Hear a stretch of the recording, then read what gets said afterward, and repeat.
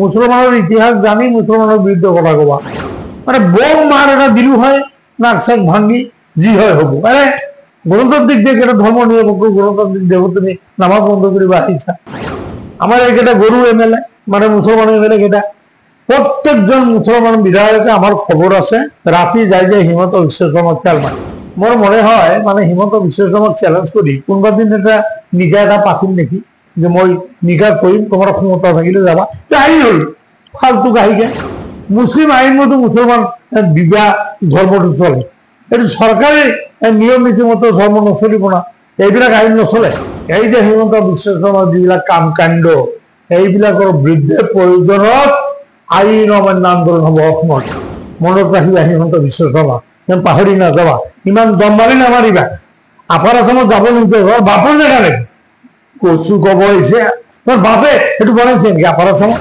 আলি কুলি বঙালী নাক চেপেটা নেপালী বুঢ়ী বুঢ়া মাৰোৱাৰী ক'ৰ পৰা আহিলি হিমন্ত বিশ্ব শৰ্মাক মই সদায় গালিয়ে দিওঁ অসমখন থানবান হব তাৰ কাৰণে আপোনালোকে অসমীয়া হিন্দুবিলাকে তাৰ কাৰণে দায়ী হ'ব লাগিব আমি দায়ী নহওঁ মিয়া অঞ্চলত এটা অসমীয়া অনা অসমীয়া স্কুল আছে নেকি মিয়া অঞ্চলত এটা অনা অসমীয়া স্কুল আছে নেকি মিয়াগিৰি অসমীয়া শুদ্ধ অসমীয়া ইউনিভার্সিটি মই অসমীয়াত পরীক্ষাত বহিম চ্যালেঞ্জ অসমীয়া হিন্দু তোমালোকে হিমন্ত বিশ্ব শর্মা তোমার যদি বাপর দম থাকে তুমি অসমীয়া লগত পরীক্ষাত বহা মোৰ নিচিনা নাম্বাৰ পোৱা নেকি মিয়াসকলে যদি কিবা উল্টা সিদ্ধান্ত লয় অসমৰ অসমীয়াগিৰি যাব মিয়াকেইটা যদি উল্টাকে লাগে অসমীয়া ক'ত যাব তেতিয়া হিমন্ত বিশ্বৰ বৰ হিমন্ত বিশ্বৰ ল'ৰা ছোৱালী আৰু তাৰ মা নমস্কাৰ মই চাহিল শেহতীয়াকৈ যে অসম বিধানসভাৰ শৰৎকালীন অধিৱেশন বহুত তৰ্ক বিতৰ্কৰ মাজেৰে সমাপ্ত হল তাৰ মাজতে এইবাৰৰ অধিৱেশনত কেইটামান বিল বা আইন সংশোধন আৰু প্ৰণয়ন কৰা হল ইয়াৰে বিশেষকৈ মুছলমানসকলৰ যি বিবাহ আৰু তালাকৰ পঞ্জীয়ন আইনক লৈ অধিক তৰ্ক বিতৰ্ক হোৱা পৰিলক্ষিত হৈছিল আনহাতে মুছলমানসকলৰ বিধায়কসকলে যি জুম্মা নামাজৰ বাবে 2 ঘণ্টাকৈ বিৰতি পাইছিল পৰৱৰ্তী অধিৱেশনৰ পৰা কাৰ্যকৰী হোৱাকৈ জুম্মা নামাজ পঢ়িবলৈ বিৰতি নাপায় এই সম্পৰ্কত আজি আমি কথা পাতিম প্ৰাক্তন বিধায়ক আলী আকবৰ মিয়াৰ লগত মিয়া ডাঙৰীয়া আপোনাক আমাৰ অনুষ্ঠানলৈ স্বাগতম জনাইছো ধন্যবাদ বিধানসভাত যি বিধায়কসকলৰ কাৰণে যিটো জুম্মা নামাজৰ 2 ঘণ্টা সময় আছিলে সেই বিৰতিৰ সময়টো এতিয়া বৰ্তমান বন্ধ কৰি দিয়া হ'ল তাৰ সন্দৰ্ভত আপুনি কি ক'ব চাওক এইবিলাক কথা হৈছে কি অসমৰ মুখ্যমন্ত্ৰী হিমন্ত বিশ্ব শৰ্মাৰ বিৰুদ্ধে আচলতে বিৰুদ্ধে ক'ব লাগিব বিৰুদ্ধে কথা কৈ লাভ নাই মানে কথাটো কি কয় মানে বহুবাৰ কৈছো পাগলে নকয় কি ছাগলীয়ে নাখায় কি পাৱাৰ পাইছে ই মতলীয়া হৈছে আচলতে পাৱাৰৰ মতলীয়া হৈছে তাৰ হৈছে কি জয়পুৰক সন্তুষ্ট কৰিবলৈ মুছলমানৰ বিৰুদ্ধে যি যি কাম কৰিলে জয়পুৰে ভাল পায় সেইবিলাক কাম কৰি থাকে নামাজ এটা ধৰ্ম নিৰপেক্ষ ৰাষ্ট্ৰ এখন এই নামাজ কেনেকৈ বন্ধ কৰিব হিমন্ত বিশ্ব শৰ্মা জানে নেকি মুছলমানৰ অৱদান জানে নেকি ইয়াৰ আগত দুইবাৰ ধুমকি খাইছে আমাৰ মোহন ভাগৱতেও ধুমকি দিছে নৰেন্দ্ৰ মোদীও ধুমকি দিছে মুছলমানৰ ইতিহাস জানি মুছলমানৰ বিৰুদ্ধে কথা কবা ভাৰতবৰ্ষৰ স্বাধীনতা আন্দোলনত সবতকে ত্যাগ মুছলমানৰ আছে আৰু সেই মুছলমানক লৈ এইবিলাক কাম কাজ নামাজ বন্ধ কৰিবা অন্য কিমানটা ষ্টেট আছে কোনোবাই গোটেই বিশ্বত এনেকুৱা ঘটনা হোৱা নাই নামাজ বন্ধ কৰিব পূজা বন্ধ কৰিব আৰে ভাই এইটো কথা নহয় তাৰমানে আচলতে তাক পাৱাৰে ঢুকছে মূৰত চিৰা লাগছে তাক ই মানে যি ইচ্ছা কৰি থাকব নামাজ বন্ধ নহয় এটা দুৰ্ভাগ্য নিজৰ দোষত নিজে মৰে জমক দোষ দিয়ে মুছলমান বিধায়কেইটা সেইকেইদিন ৰল কি তেওঁলোকৰ ভূমিকা কি তেওঁলোকে কি কৰিলে আচলতে মই কওঁ মই যদি বিধানসভাত থাকিলে হয় আল্লাহ বাৰকা কপালত যি আছে আছে মানে বোম মাৰ এটা দিলু হয় নাক চাক ভাঙ্গি যি হয় হব আরে গণতান্ত্রিক দেশ এটা ধর্ম নিরপেক্ষ গণতান্ত্রিক দেশ তুমি নামাজ বন্ধ করিবা আহিছা কিবা দখল হয় কি হব কচু হব 14 দিন জেল হব আমার এইকেইটা গরু এমএলএ মানে মুছলমান এমএলএ কেইটা প্ৰতিবাদ ভালকে প্ৰতিবাদ কৰিব নোৱাৰিলে এতিয়া বাহিৰত আহি দুনিয়াৰ লেচা বাহি থাকে ভিতৰত কি কৰিছে তোমালোকে হ্যাঁ গতিকে ই যি কৰে কৈ থাকক নামাজ চলি থাকিব দুৰ্ভাগ্য ই যিমান দিন মুখ্যমন্ত্ৰী আছে পাওয়ারটু ঘটাইছে, নামাজের যদি যাব নিদিয়ে তো উপায় তো নাই, কিন্তু আমি তো নামাজের যাম। তার মানে ই হয়েছে কি কিছু অপকাণ্ড করিব, অপকাণ্ডমূলক আইন ফাইন পাছ কৰিব। চাব আপোনালোকে ইয়াৰ মতলবটো কি, শুকুৰবাৰৰ দিনা এই নামাজৰ সময়টোত মুছলমান MLA কেইটাতো নামাজ পঢ়িব যাব, দুনিয়াৰ অপকাণ্ডমূলক খচৰামি যিবিলাক প্ৰস্তাৱ বিল প্ৰস্তাৱ যি আছে সেই সময়ত পাছ কৰিব, এইটোৱেই তাৰ উদ্দেশ্য। কিন্তু ইয়াৰ প্ৰতিবাদ হ'ব। হিমন্ত বিশ্ব শৰ্মাও এইটো মানে মানি চলিবা ভাই, তোমাৰো বেছি দিন নাই।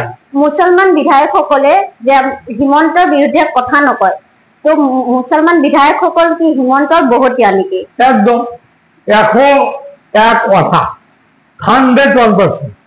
প্রত্যেকজন মুসলমান বিধায়কে আমার খবর আছে রাতে যায় যে হিমন্ত বিশ্ব শর্মা খেয়াল মারে, গতিকে তেওঁলোকৰ ক্ষমতা নাই হিমন্ত বিশ্ব শৰ্মাৰ মানে বিৰুদ্ধে কথা কবলৈ, জোৰ প্ৰতিবাদ কৰিবলৈ।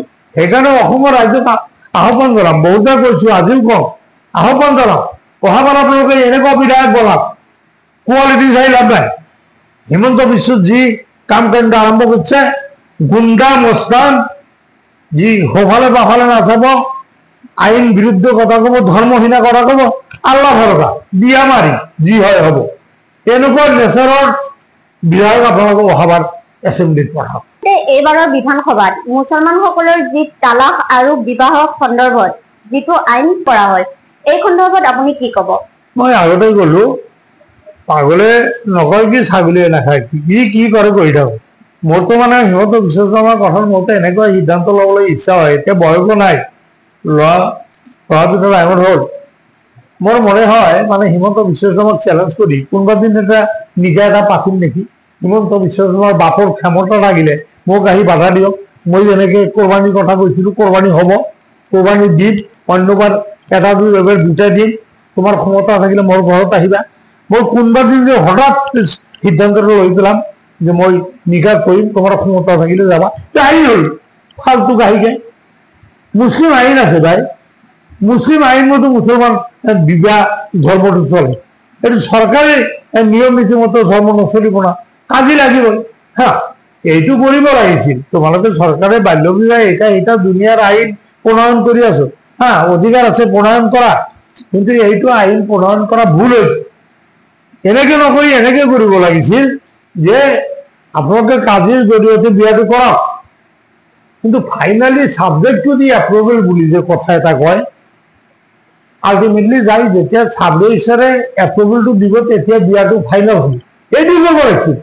কিন্তু আমার ঠেকা পড়ছে না কচু ঠেকা পড়ছে না চ্যালেঞ্জ, বিয়া করিম এতিয়া বলে কোর্টত বলে 6 আগত বলে লিখি দিম যে আমাক পারমিশন দিয়ে বিয়া করো, কচু মানিব মুসলমানে বিয়া কৰি থাকিব।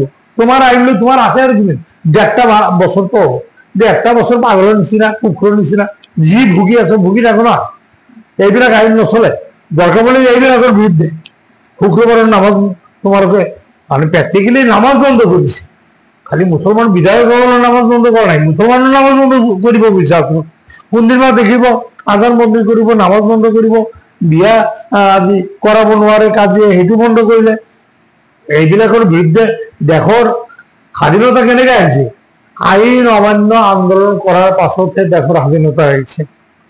আমিও এই যে হিমন্ত বিশ্ব শৰ্মাৰ যিবিলাক কাম কাণ্ড এইবিলাকৰ বিৰুদ্ধে প্ৰয়োজনত আইন অমান্য আন্দোলন হ'ব অসমত।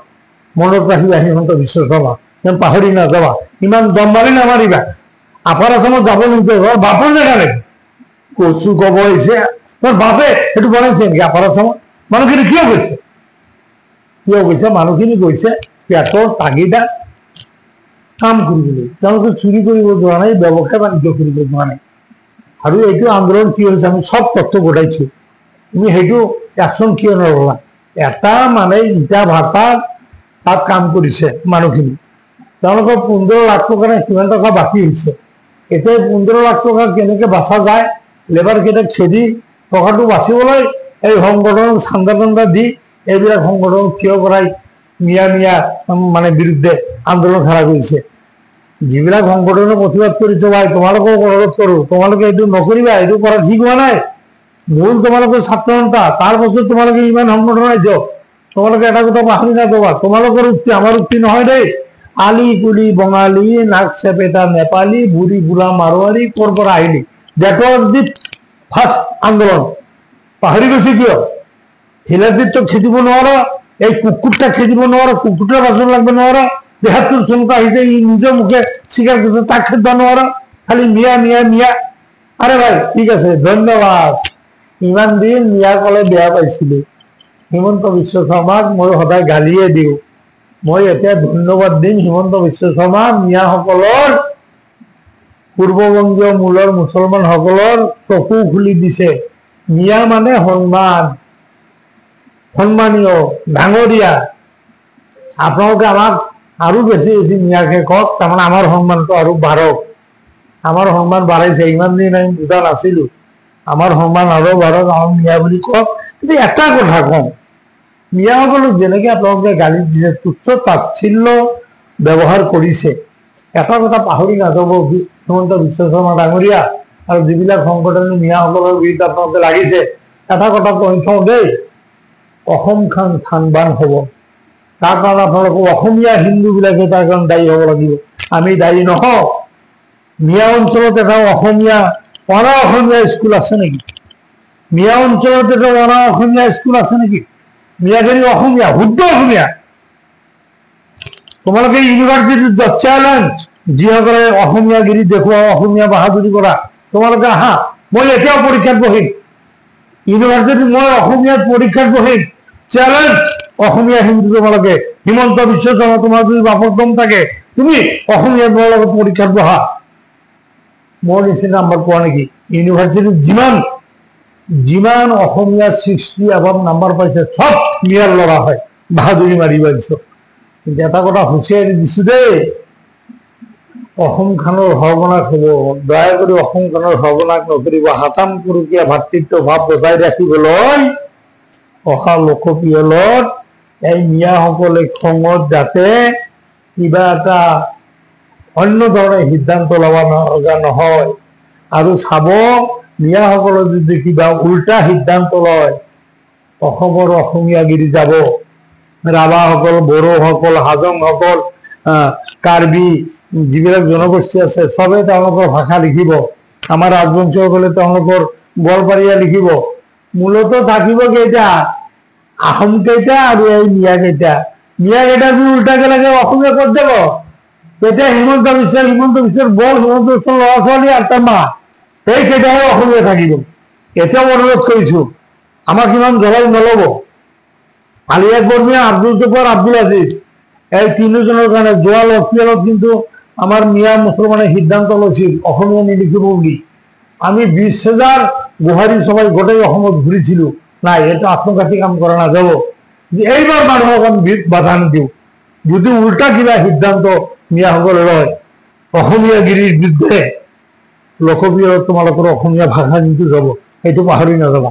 সাৱধান বাণী শুনাইছে। ধন্যবাদ থাকিল আপোনাৰ মূল্যৱান সময় আমাক দিয়াৰ বাবে। আপোনালোকে চাইছিলে সংবাদ প্ৰহৰী, আৰু সংবাদ প্ৰহৰীৰ সৈতে সংযুক্ত হৈ থকাৰ বাবে ধন্যবাদ। ধন্যবাদ।